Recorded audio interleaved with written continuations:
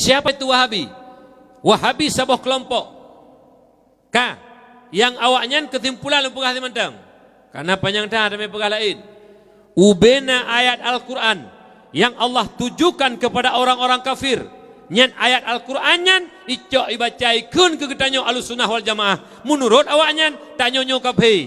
Halu darah dan halu harta tanyo bagi awaknya. Nyan pemahaman Wahabi. Al-Quran yang Allah tujukan kepada orang kafir. Ikun ke getanyo ahli bid'ah, ahli sesat, ahli syirik. Jadi ayatnya padahal ke kafir. Icok leji ikun ke getanyo pom-pom. Menurut anggapan mereka tanyo Ahlussunnah wal Jamaah kafir bawanya. Halu darah dan tungkum tua halu harta. Nyamban Wahabi ciptaan Yahudi untuk menghancurkan Islam dari dalam. Berhati-hati.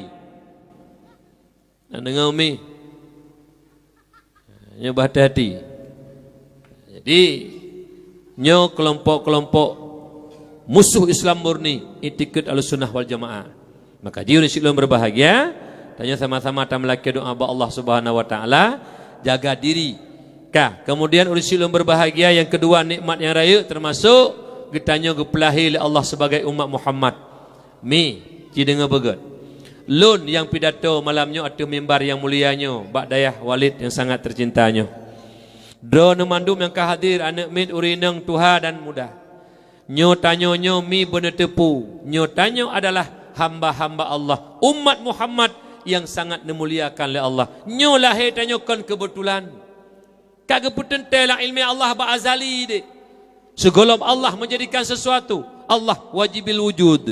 Kibantekan Allah wajibil wujud. Allah hana perle kepada pejut. Allah hana perle kepada orang pejut. Allah hana perle daripada puta pejut. Karena Allah hana perle pejut. Pakon karena Allah hana iduhana ba Allah. Yang nasina ba Allah. Hana iduhana ba Allah. Age-age tanya hana te. Gepena le Allah.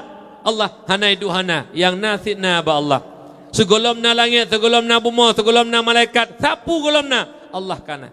Wah tenyan Allah kana putente. Lun tahun 70 lahir lun sebagai umat Muhammad.